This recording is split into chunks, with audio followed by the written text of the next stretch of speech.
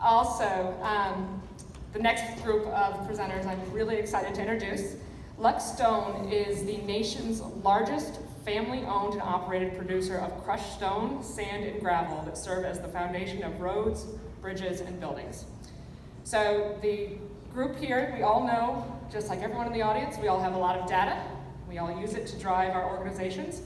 And we know that it's going to change our jobs as equipment managers, but how? So please give me a warm round of applause as we introduce our next group from LuckStone. We have Bryant Smith. He's the Mine Development and Blasting Manager.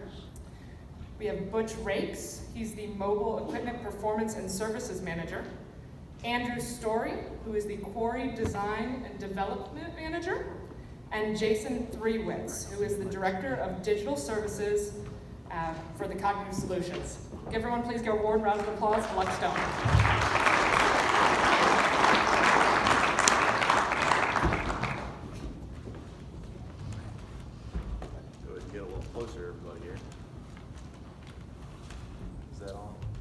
Hello. So, is that on? I don't know that I need it. Is it on? You guys hear me okay? No? Doesn't seem to be working. Here's working. Hello? Take that one. Yeah, we're in. Jason's never been accused of being quiet anyway. So. That's right. Whoa, there we go. Hot mic. So we'll do a quick round of introductions and kind of our roles a little bit from a bio standpoint, so you guys can kind of understand where we're coming from. I did want to extend, I know the book says Travis Tuning from LuckStone is going to be here as well, but unfortunately flights got messed up for him, so I wanted to extend his greetings to the group. So I'm Jason Threewitz, and I am the Director of Digital Services for Carter Machinery, and that is the CAT dealer that services Virginia and Southern West Virginia. I also work with the group Tada Cognitive Solutions, and do a lot of data work with them. I'm Butch Rakes. I'm the Mobile Equipment Performance and Services Manager. I've been with the company about 26 years. Currently, we have about 27 locations, 1,200 or so odd pieces of equipment. A lot of those are, heavy pit equipment. We have 100 haul trucks in the 50 to 100 ton class. We have about 84 yard loaders, 6 to 8 yard loaders, and we have about 44 heavy big loaders, 9 to 16 yards. And we typically run our equipment somewhere in the neighborhood of 1,800 to 2,000 hours a year. I'm Bryant Smith. I'm a mining engineer by degree. I've spent 40 years with LuckStone now in operations and engineering. I've supported the mobile equipment team for most of my career with engineering perspective on mobile equipment, on operating efficiency, fleet match, and trying to achieve the production we desire. My name's Andrew Story. As I was introduced, Core Design Manager for LuckStone. Similar to Brian, mining engineer by background, but now have the pleasure of leading our engineering support teams, which cover mining and civil engineering, as well as blasting, geology, and surveying and mapping. So I get to be the baby up here with only 9 years at Luck and have the privilege of working with these guys every day. So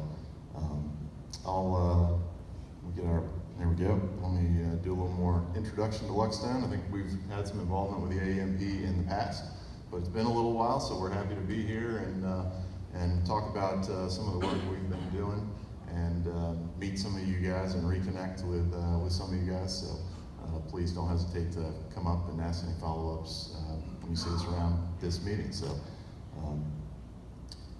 as we were introduced, LuckStone is the largest privately held, family-owned crushed aggregate producer in the U.S. We've been in business for 96 years. And so if you do the math, 1923 we were founded by Charles Luck II. We started with one small quarry operation in Richmond, Virginia. The picture on the left of the screen there is from one of those first quarries when we were starting out, when horses and mules were still roaming around the quarry industry. And then the picture on the right shows our current CEO, Charlie Luck, and his son, Richard, and Richard just joined the business 4 or 5 years ago. And he's the 4th generation of the family to work and lead in the business. And that's at one of our newest plant locations of our Bull Run site. LuckStone is a mission-driven company, and that mission is centered around 2 main ideas. The first being igniting human potential. We believe very strongly that our purpose is to help people find their inherent ability that they have, and as leaders, we have the opportunity to help them unlock that and grow into what they see their lives and careers being. It's also centered a lot around the idea of having a positive impact. We believe in the principle of doing good to do well, meaning that if we're having a positive impact on the people we're interacting with, on the communities we are in, we're ultimately going to be successful as a business.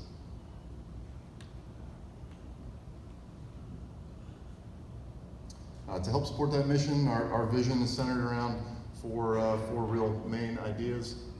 Growth being one, business excellence another, leadership development a third, and then maintaining the family ownership in the business as the final.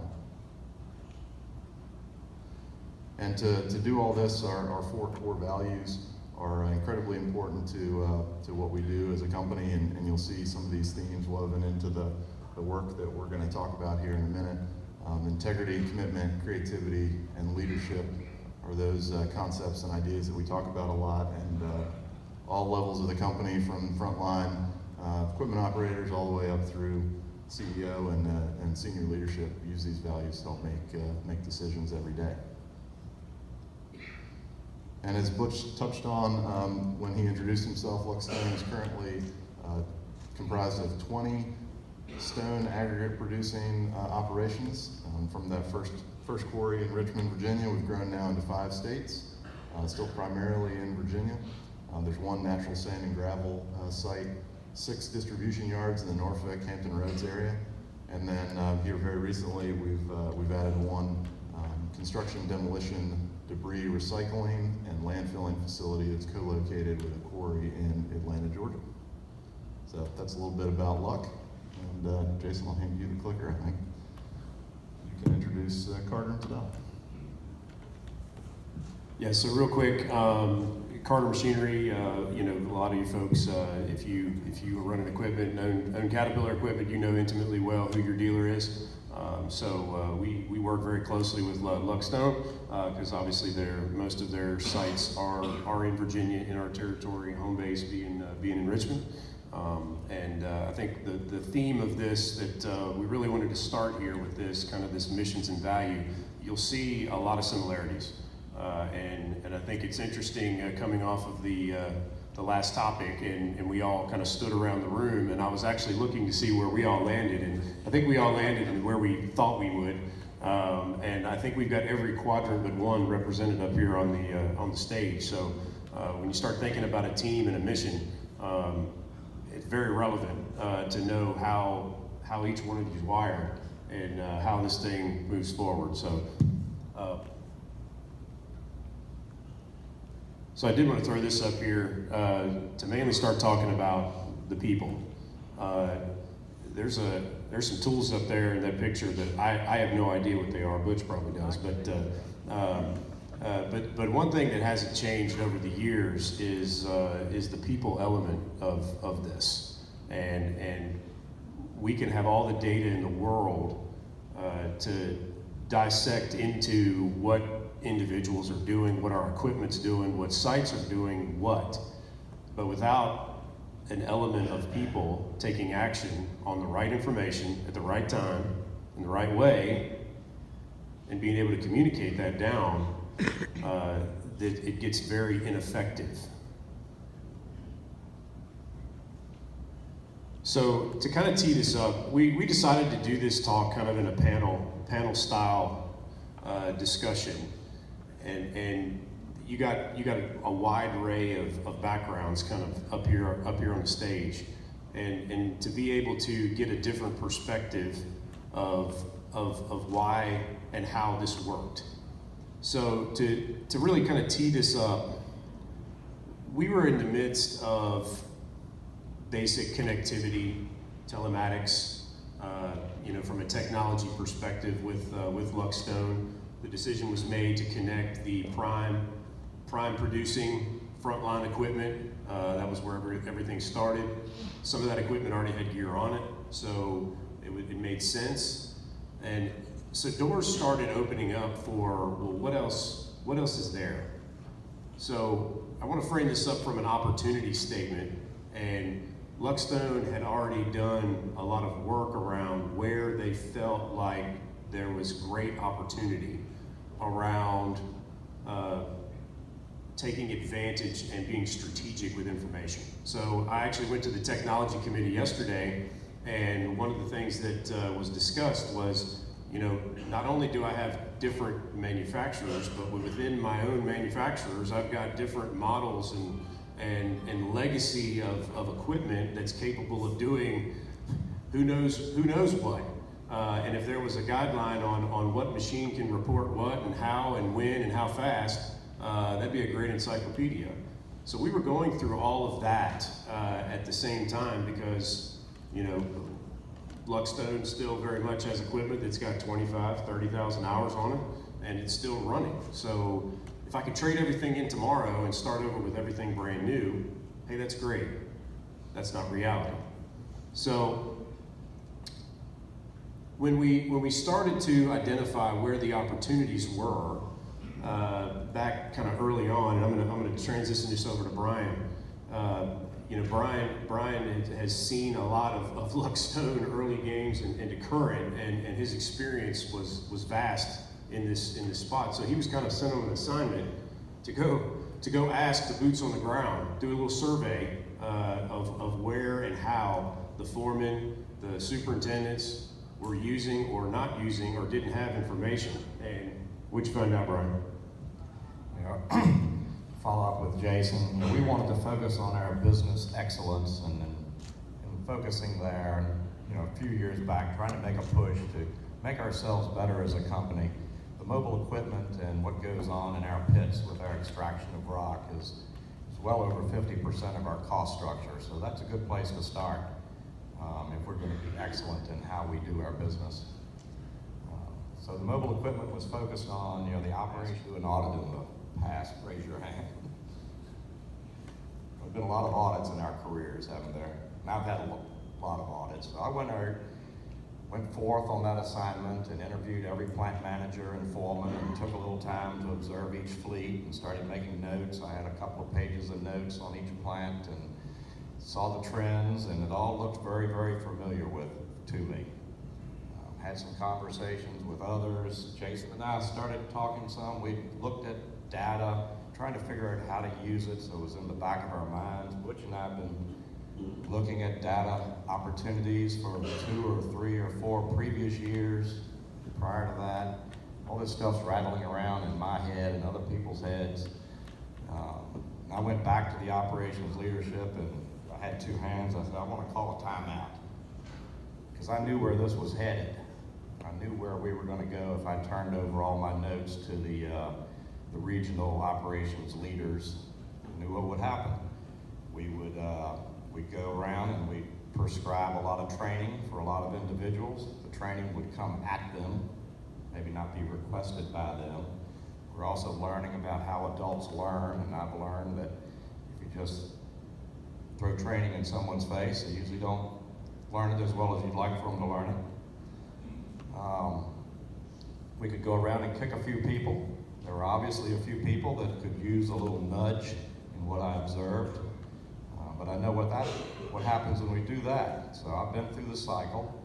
We've done everything I just described. I can't tell you how many times, 8, 10 times in my career. We've seen the lift in performance, and we've seen the decline in performance when we take our eyes off it and we decrease the training and we don't nudge people like we need to on a day-to-day basis. You see this cyclical performance, and we were in the bottom, one of those troughs in the cycle. And I thought to myself, we need to do this a different way. We need to make the learning organic, not teaching. I want to focus on the people. How can we get our folk that are in those seats to behave differently, to ask for training, to want the feedback, which we could, the manager could give them feedback saying, boy, what you're doing is dumb. Or we could encourage people to seek how to be better. And that really got us on this data path. And everyone said, yeah, okay, let's, the operations team supported, let's chase this and see how we can do this different. And that set us on our path to really partnering with Jason and looking how can we apply data and create a different outcome. So how many folks have done time studies? We go out and time a loader, time a truck, time an excavator, right? And you go out with your stopwatch and your clicker, and hopefully you go hire some really good, excited interns over the summer, and they're really excited about their job, and you hand them out stopwatches and say, go have fun. And they follow them around all summer. And then they load all that information into a spreadsheet, right? And do what with it? Nothing, that's right. So the other aspect of this is, so we talked about, we were just talking about almost profiling. That's what we were doing in the last session, right? We were profiling each other. Well, what happens when all the operators know that you're watching? It's any race fans, it's pole position for the year, right? So you know what they're capable of, but are you really capturing reality? Not really. Yeah, I've done that a few times. I've challenged an operator and said, I'm going to watch you and see how good you are. Damn, they're really good that day. Then I hear from the foreman a few months later that we need to help this guy. I was like, well, I just saw him. He was perfect. Or they knew you were coming that Thursday or whatever the day was, so let's set this up nice. We're going to take that shot. We're going to blast it smithereens. We'll really get some production that day. That's probably happened before. So out of the gate too, this kind of information can quickly become a hammer. When telematics was first kind of a reality for this group, for the heavy civil, heavy construction group, how many people went out and started slamming operators with, stop doing that, don't do that? Go ahead, shake your head, I know it happened because I was one of them, right? I used to send big mammoth reports to folks, and Butch is gonna talk about one here in a minute. So, kind of how we started framing this up. How many silos do you have in your company right now? This probably doesn't do it justice. We already ran out of room on the slide. Yeah, I actually ran out of room. Sorry, those numbers stopped there. And the size of the box didn't mean one was more important than the other. Because if you're in that box, it's your silo is the most important, right? Absolutely. We are selfish individuals with what we do in the business. So, Andrew, why don't you speak to kind of this first silo of systems and data and all of the stuff that is the minutia that's going on behind the scenes. And I guess first an aside here, whoever's doing the scheduling for this conference have planned this out really well. Just listening to Kevin's talk in the keynote here, it's just hitting on theme after theme after theme that we were encountering and we were running into, and the blind spots that we had to overcome. Because we talk about people and culture and what's the right thing to do, how do you manage people all the time at Luck, and then when we said we need to go become more operationally efficient, what we do? We had an audit. Well, that was a blind spot. Maybe we should have injected a little more of our people-oriented culture into the mix, and so credit to Bryant and others who picked up on that, and that allowed us to change the path and work towards a different outcome. And to hit on the systems and data stuff, just like Jason mentioned, we did the stopwatch times. The biggest improvement in that process historically had been going from the stopwatch to a cell phone, which now has your stopwatch on your phone. That was a big leap forward. So we had some data. You guys all have some data out there. Our data, like I'm sure yours is or has been in the past, was very, even silos within that. Data was hard to come by. Data wasn't maybe representative. Took a lot of effort to go to this system or that system to pull it all together into a story that made sense. So did we do any of it really? No, we really didn't. So when we first reframed our approach to this problem, we started going out and looking for a tool, a solution that could do something different. But experimented with a few things that are out there, some off-the-shelf stuff. Realized that wasn't really fitting to what we were looking for it to do. Some of those systems were also well out of our price range. We can't afford the whole fleet management dispatch systems that some of the big metal mining, coal mining operations can afford. So we ended up working with Carter and Tada on our existing partnership to develop something new, which turned into a tool that is called Vantage Point, and that's been the center of our efforts over the last year and a half. We spun up a cross-functional team that has been working on this. I've had the opportunity to lead that over the last year, and we'll talk some more about that later. But Brian, maybe you can hit on some of the other silos and how we overcame some of that with the work we've been doing. Yeah, so you look at the list of silos we have up there. Of course, the focus, we got the corporate leadership, we got systems, leadership, and the pit teams. And when you think of the pit team, that relates all the way up, general manager, operations, regional operations managers, plant managers, foremen, and then you've got your team. And what we're talking about is, who is this data for?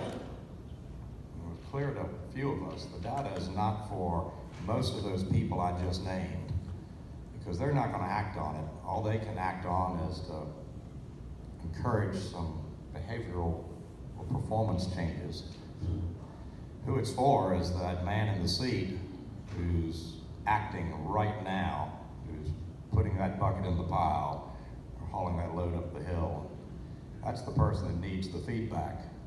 Part of our culture is wanting feedback and openly receiving feedback. So yeah, this is a form of feedback to those operating teams and that pit team to help that individual and that team be the best they can be.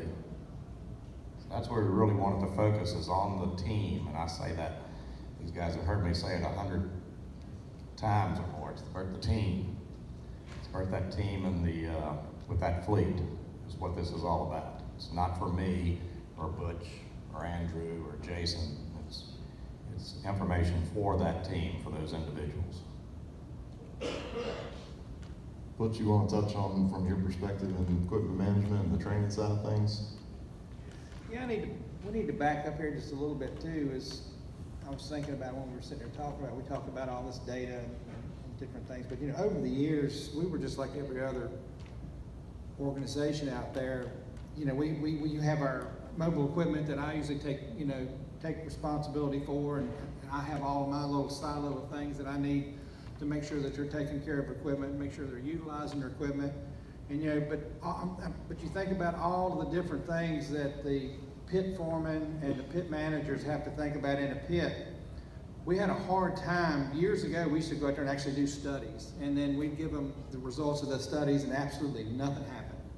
And the reason nothing happened is because that wasn't what they were concerned with. The only thing they were concerned with is, do I have material on the yard? How much is coming off the belt? I don't care if I have to run, 10 trucks to get it. I want to know when I have to go sell material, I got material on the yard. So for years we tried to get these guys to understand, man, you can save, you can cut your cost per ton, you can do all this stuff if you have this data. And we started thinking about it and said, well, if we don't give them the data, if we can't show them what we're actually saying, then nothing's going to change. So I think to start with all of this right here, what started this, and we're kind of starting in the middle, but we needed to move that needle out there in the field, and we found out the only way that we could do it was to give them the data that they could use. And one thing that kind of sparked that for me is we have one of our plants, it's our Boscoville plant, and they wanted to break the record on their production for the day. And we got some really good operators, but we kind of left them out of the whole scenario. We're talking to the managers, we're talking to the foremen, can your pit team do this? Well, then we started talking to the loader operators and the trucks. We got them together and said, man, we need X amount of tons by the end of the day. You think you can do it? They broke their necks to get that, and they got it. And so that's what Brian was talking about is we found out that data needs to get down to your team, because we got really good people, and if they know what you want, they're going to break their necks to get it. And so I think all in all, that's what started a lot of this over the years. And so we started slowly. We had to try to get it to pick up. Once it did, now it's starting to turn over, and the plants that are using this data are really making a lot of different changes, and they're boosting their production, they're changing their cost per ton. It's a lot of different things that's really come out of this. So maybe Butch, before you hand off that microphone, I mentioned a report that I used to send Butch, and it was a big, ridiculous idle time report, and I thought I was doing something pretty cool by notifying him of, hey, your fleet idled whatever that number was, and it was just a big, ugly number. And the first conversation Butch and I had on it was a colorful one. It was one of them WTF moments, actually. It got some people's attention. Let's put it that way. But when you start thinking about that report, just kind of opening the door of what's possible. This data we're talking about is not complex data. Matter of fact, it's quite simple, but it has to be in the right way. And it has to be directed to the right people to get into some of that. We mentioned, we kind of led off with some of the cultures and values, and I'm gonna brag a little bit on LuckStone because I can. But they've been on a mission from a culture standpoint for some time to enable everyone down to the water truck driver to the plant manager to speak up and say something and ask questions. Hey, have you guys ever heard the comment, it's the way it's always been done? So I was the IT nerd that showed up at Bryant's doorstep one day with boots on and started asking dumb questions. Because frankly, I just didn't know. Why do you guys do it that way? What is that doing? Why are you doing it that way? And Brian, times I had to say, I don't know why we're doing that today. There were some Shaking my head.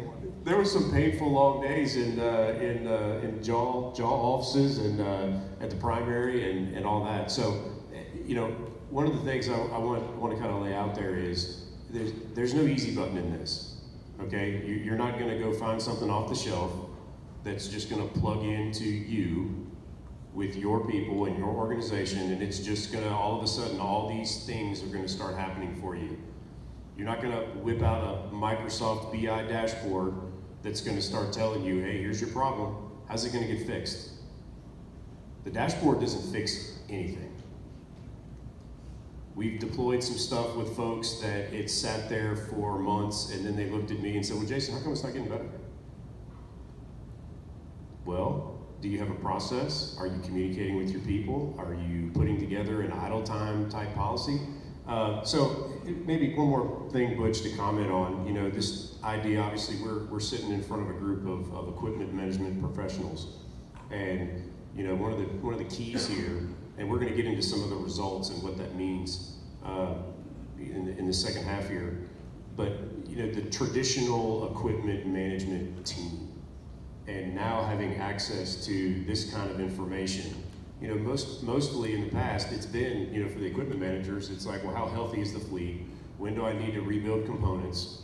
And you need to acquire another truck.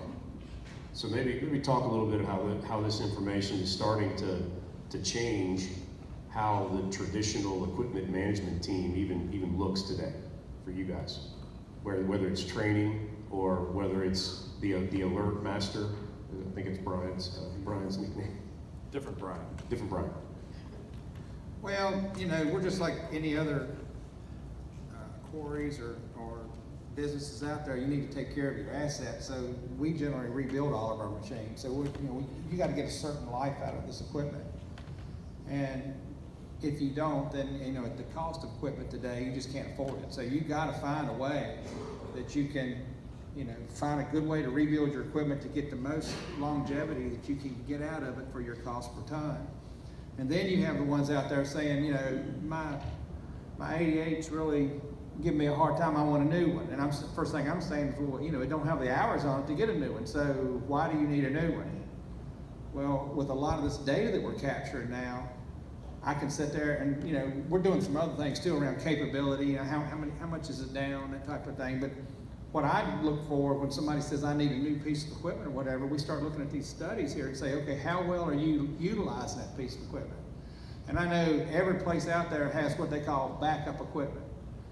I can't stand the word backup equipment, because what happens with backup equipment is you'll rebuild an old piece of equipment, it goes into a backup roll, you buy a brand new piece of equipment, they'll run that, and when they need the backup, when the new piece goes down, they'll pull it out of the weeds, and before you know it, you got a bunch of backup equipment and very little new equipment.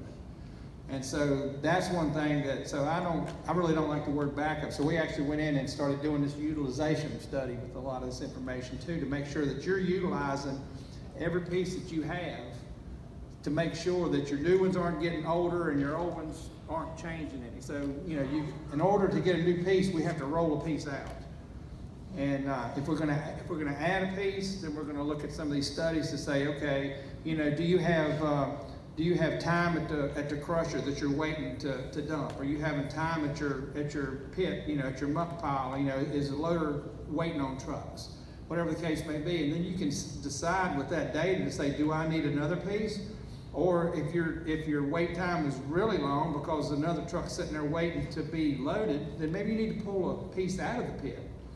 And so a lot of that data we use in those instances just to make sure that we're running the right amount of equipment that we need, and then if we do need something else, that we've got the data there to prove that another piece needs to go in its place. Is that what you're asking? Yes, sir. Thank you. So we're going to get into some of the all right, the so what, and I don't know if Thomas Coleman is out there somewhere. I don't know. I saw him earlier today, but Thomas. I think he stepped out. Thomas is a good friend of mine. His office is in Virginia, and I use him as my barometer a lot of times for anything technological, because I was up here in the front right group. I was the motivator, so I like people. I like to know everybody, and I probably talk too much sometimes. That's why I got Andrew on the team, because he just wants the facts. Go analyzers. Yeah. And so, you know, I would present an idea to Thomas, and Thomas kind of would look at me and say, that's cool, so what? What does it mean? What am I going to do with it? So we're going to jump into some of the results, and these are real stories, guys, of what's happened. And I think, you know, Andrew's going to kind of walk us through the diversity of this team that was put together, and kind of the why of that. And the really interesting piece of this is how 4 different plants, 4 different groups of people, 4 different applications. So again, whether you run a sand pit, whether you are running a landfill, whether you're moving dirt, you got the same problems, right? Just dressed up with a different bow on it. These 4 individual groups actually came, and we didn't really give them a lot of direction, honestly. We gave them the tools, we talked about, you know, what they could do, we suggested ways they could apply it, but we honestly left it up to each foreman and each team to apply it in a manner they thought would be effective for them. They've all gone in slightly different directions, which I think is really cool. So maybe Andrew, walk us through kind of the 4 teams and what they found, and really it's 4 distinctly different stories, but none of them are wrong. Yeah, these will all be very different positive results, but we count them all as positive for different reasons, and think it's pretty cool that these results came from following and sticking to that approach of the data is for the team. So we put it in front of the team, and let them see what they can do with it. And Jason will be flipping through some screenshots out of the tool just for your interest as I'm talking through this. At our Rockville site, for example, they had identified that, hey, we've got some high idle times, and we can pin that down to a specific location. It's near the jaw, near the primary crusher. So what's going on? Engage the team in those conversations. Realize that the practice has been, okay, if there's a truck waiting to dump in the primary, and another truck comes up, he stops and waits. And if another truck comes up, he stops and waits. So there were times where you'd have 3 trucks sitting at the primary for whatever reason. And It's the way we've always done it, Andrew. yeah, it's the way we've always done it. So hey, how about we think about it differently? Maybe if the trucks put the power in the jaw operator's hands to say he knows about when he's going to dump the truck that's in the hopper. If he thinks that it's going to be too long of a time, 30 seconds, they set some mark, they'd tell him to go dump off to the side, create a little table pile, so if the pit's down for blasting or whatever, they could still feed the primary. So they were able to change their practice. They maintained their production per day through the primary, but up to the production out of the pit and improved the operational effectiveness of the fleet, reducing idle time, increasing tons up the hill by about 15–16% just by making that one change. So we did nothing different, ran the same number of hours, and all of a sudden we're 15% more productive. And the change became effective because the operators started to see the value of doing it. Not because do it, they could see the value of behaving differently. Yeah, and on the flip side of that, something totally different at our Bealton site. There's a very inexperienced crew there. They just had a lot of people that, I think most of them were under a year of experience. The foreman there was able to engage the team in the data and get them timing themselves to compare the results and having conversations about operational performance and efficiency to really ramp up and fast track that crew's learning on not just how to run a truck or a loader, but how to do it efficiently. And we've seen 10–11% increases in their tons through the primary crusher through the summer, and they've maintained that. So that's been another great success where we focused less on one specific item, but just a larger training, engaging, enabling the team. I was just gonna say that's a payback to the plant as well, because when you get more efficient through the pit, that might be a day off for your guys. That might be an extra day for maintenance, because that's another thing that always falls in. Well, I can't shut down and do any maintenance on my plant because I got to get production up the hill. Well, you have a certain amount that you need to get up the hill anyway. So if you can increase that production and get it up, that gives you maybe a Friday to do maintenance at the plant, or maybe it's a Friday just to tell you guys you did a great job and give them a day off or whatever. Because what happens is when you don't do that, you're chasing your tail. Then you're working, 5 days a week. You're working probably working a day on Saturday, and you wear your guys out. And if you give them some other ways to increase their efficiencies and be able to do things a little bit better, then it gives them a little bit of maybe time off or time for maintenance. I'll hit on one more success story.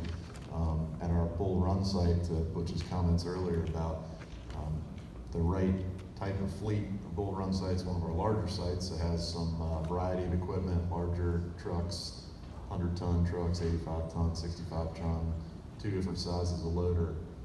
The thinking had always been, well, if you put the bigger truck with the loader, you're going to get more production, right? So they had done that, and in their gut that felt right. When we actually dug into the data, we realized that matching the smaller trucks with the 990 size loader, because they could cycle faster, and it was a better match from a dump characteristic perspective. They could be loaded faster. We maintained the same production on that loading tool, but did it for a lot less idle time, with a lot less idle time, and we're running smaller machines, so lower cost per hour to operate those machines. So same production, lower cost, and another success story. We can keep going, but in the interest of time, we'll move on. I got one more I want to tell everybody too. At one time, we used to buy all the same trucks And we bought all the same loaders. And the reason we did is if we needed one at another location, we could switch that machine over there, and we didn't have to go out and find another machine, the same size. But since we started getting this data, we found out, like you say, with the efficiency gains, now we're starting to look at each site differently and buying the equipment at that site that they need, which might be a smaller truck, or might be a smaller loader, or it might be a larger loader, whatever the case may be, but we're matching it to the plants, which again drive down our cost per hour and our overall layout of cash. Maybe one more thing, just to pile onto that too, is one of the, we mentioned how it's starting to change the makeup of teams. Some of you guys may even have operator trainers on your staff in some way, shape, or form. Again, the same adage applies. They come in and train me today, and what do I do 6 weeks from now without some kind of sustainability reminder of how I'm operating? So you saw a few of the graphs popping up, and you'll notice that currently there's not a lot of change in some of those, because I'm not going to sit here and pretend that we've figured it all out. It's a continuous improvement process, because once you move the smoking gun from one area, where's it go? It's going to go somewhere else, right? Until you figure out, well, you know what, it's going to be $5 million to fix this one. I'm okay right now, okay? So, but, as we start kind of going into shifting gears here to, where are we now and kind of what's next in this thing, and the doors that this opens up. We're connecting not just to equipment now, but we're also connecting to stationary plants. We're talking about how does this, everybody here probably uses drones, and 10 years ago you probably would have said, well, that's something that my kid got for Christmas. Well, now it's something that's turned into a tool. So how do I start incorporating that? So Andrew, why don't you maybe lead us into kind of where are we now and kind of where we're going? Yeah, I think we're at a spot now where we're going to keep going with the 4 sites that we've been piloting over the last year, and we're going to start to incorporate more and more sites, and the ultimate goal of rolling that into all of our operations. By no means, like Jason said, would I say we've gotten this solved and we're experts at it. We're still learning a ton, and there's a ton of opportunity connecting this data to our blasting programs, to our plant production data, and a ton of other opportunities. And I'm sure there's a ton of learning we still got to do on the people side and the cultural side as well. But I think we're seeing the value in it, and that's part of the reason we wanted to share that with you guys today. Is that we think we've hit on something that's working for us at least, and I think it's worth consideration. So kind of where we want to leave this, and we want to leave some time here at the end for questions, because I'm sure there's going to be some questions about this. Obviously, we don't have time to dive in. We didn't want to focus too much on the actual technology piece of this. We wanted to focus more on the process of this, because you can go out and buy some new technology tomorrow. You can call up somebody and say, hey, connect my fleet and start giving me reports. So we wanted to focus kind of on that process piece of it. So where we'd kind of like to leave you guys is each one of us, maybe starting with Andrew, kind of work this way, is what's kind of the one challenge and lessons learned kind of wrapped up into one that you'd leave the group?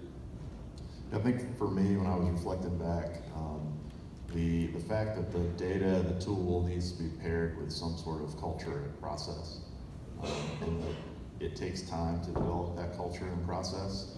I think in my head, I was thinking, 3 months we'd have this thing licked, and it's taken a year to get where we are.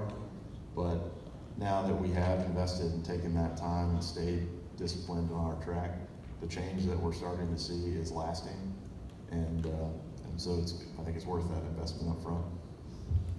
Yeah, I see 2 things, and one of them is what Andrew just mentioned, patience, that it takes a while, and it relates to my other passion is that this information is for the team, it's for the operator, and that local foreman. It's not for me or Butch or Andrew or anyone else, because when I have that information, all I can do is ask a pile of annoying questions to understand the context of what I'm seeing. I can't look at data and determine if it's a good day or a bad day just by looking at data.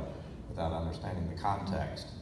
If I try to do that, then I'm just a hammer. I'm going to come in with some comment that's not going to inspire people.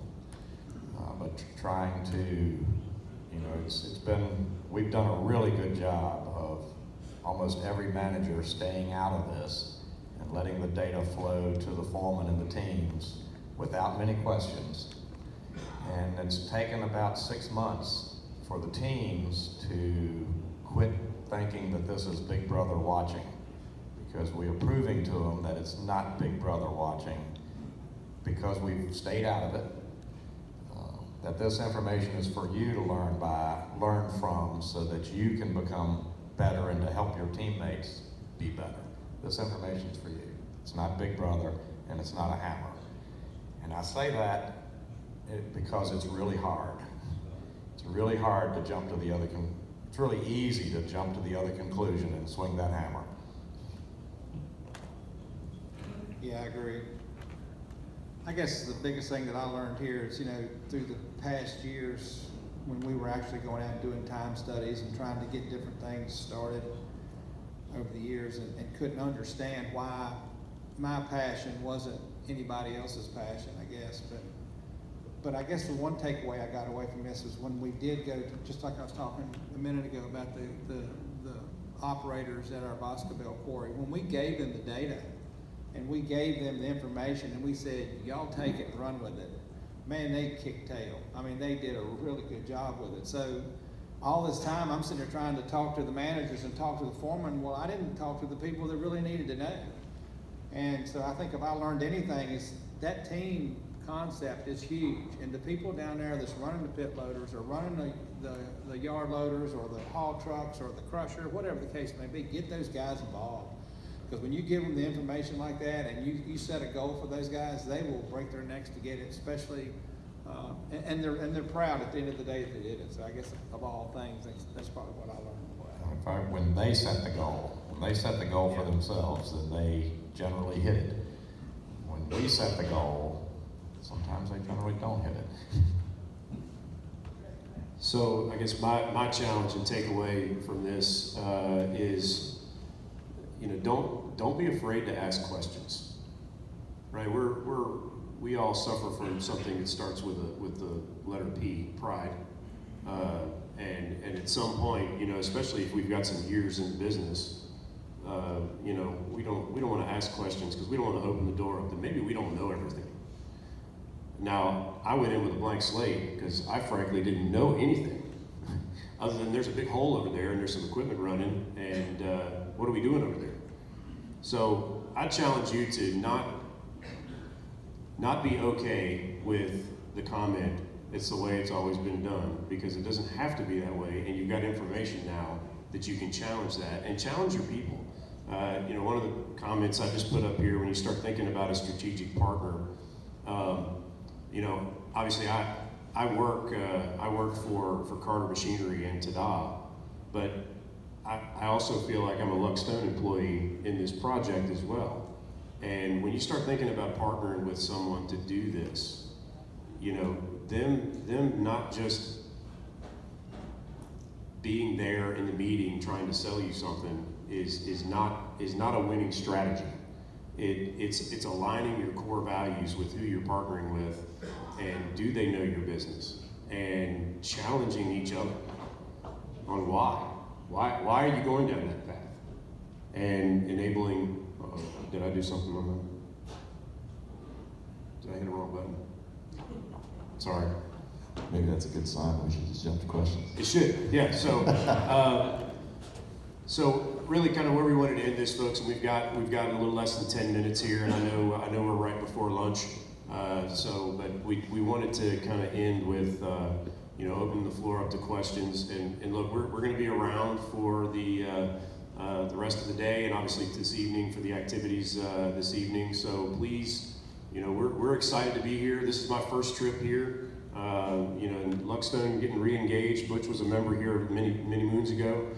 So, you know, if you've got some detailed, specific, you know, ligament deep questions, please come up and ask us. But we'll open the floor up now to any questions here in this room before we break for lunch.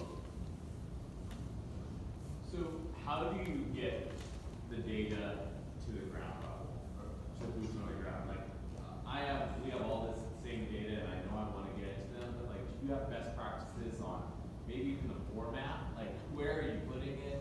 Is it on an app? Is it on a sheet? How do they get it daily? Maybe some. So I think we're still sort of figuring out what works for everybody there. We've had some of our foremen go into the web platform and print off some sheets. There are some presentation type tool sets in there that you can view some graphs and charts and then print out a sheet. Some of our sites have been putting it up on their TV in their break room, just having it scroll through, or use that to have a meeting and discussion.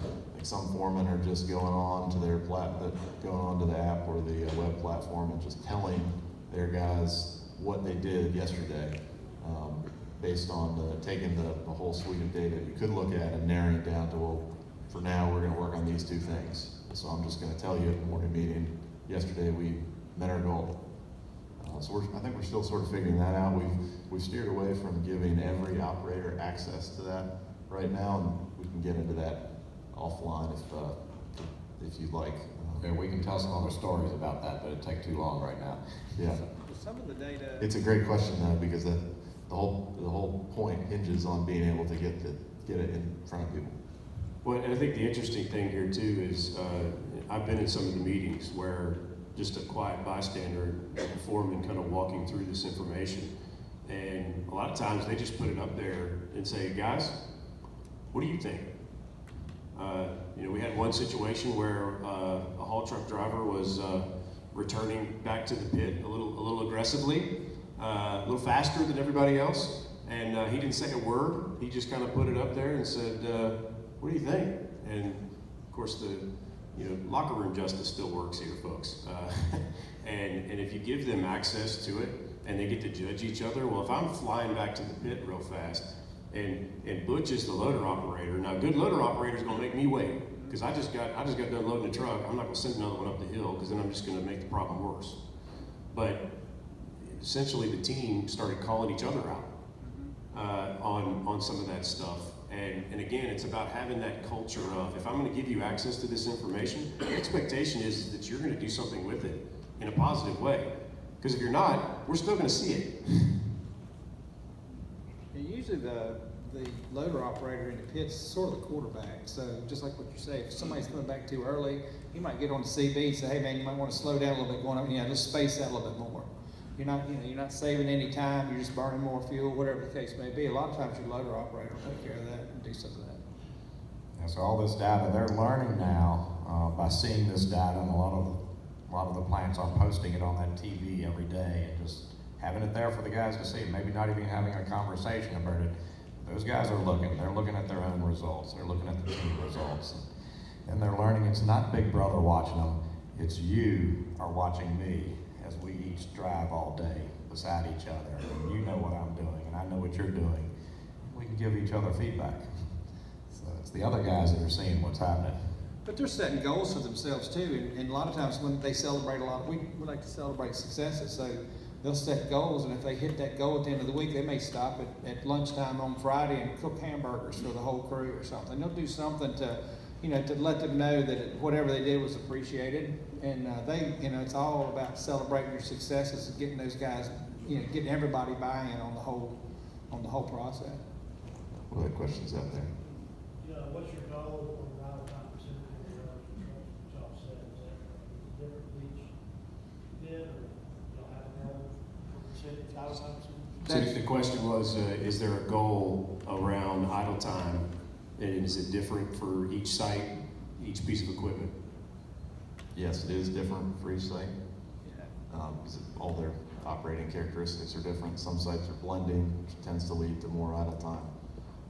But in reality, I don't know what our idle time goals are, because that's to the point about not being Big Brother. I have tried to actively avoid asking those questions. My questions are, is the data flowing? Are you showing it to your team? Talk to me about how that process is going. I don't care what you're working on, you just need to be working on something. What goals are you? What goal are you setting? Goals. What goals are you setting? And if they've got one that addresses their low-hanging fruit, we're like, yeah. They're gonna make something better. Yeah, your idle time could be justified too, because that's just like, you know, that you was talking about that report that Jason sent me the first time was an idle time report. And we had a new loader at one site and he was like 56% productive. I'm going, oh, heck no, you know, what in the heck's going on? It's a new loader, what's going on?